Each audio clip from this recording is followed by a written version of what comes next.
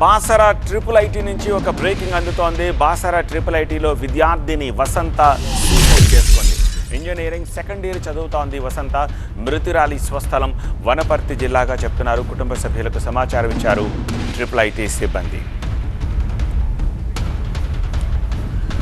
మరింత సమాచారం మా ఆదిలాబాద్ ప్రతినిధి నరేష్ అందిస్తారు. నరేష్, ఏం జరిగింది? కాలేజ్ ఏం చెప్తోంది దీనికి సంబంధించి? బాసరా ట్రిపుల్ లో మరోసారి విషాదం చోటు చేసుకుంది. విద్యార్థిని ఇంజనీరింగ్ సెకండ్ ఇయర్ చదువుతున్న విద్యార్థిని యమున అనే గర్ల్స్ హాస్టల్లో ఉరివేసుకొని చనిపోయింది. అయితే ప్రాథమికంగా అందుతున్న సమాచారం ప్రకారం వేధింపులే కారణంగానైతే తెలుస్తుంది. అయితే యూనివర్సిటీకి సంబంధించిన వైస్ ఛాన్సలర్ గానీ డైరెక్టర్ గానీ సిబ్బంది నుంచి సమాచారం అందడం లేదు. వాళ్ళకి కూడా క్లారిటీ లేదని చెప్తున్నారు.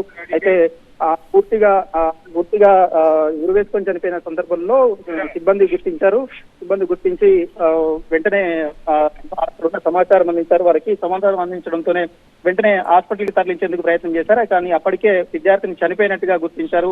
ఉరివేసుకొని చనిపోయినట్టుగానైతే గుర్తించారు. అయితే అంతకుముందే చేతి పైన ఘాట్లు ఉన్నాయి, చేతి కోసుకున్న సంబంధించిన గుర్తులు ఉన్నాయని తోటి స్నేహితులు అయితే చెప్తున్నారు.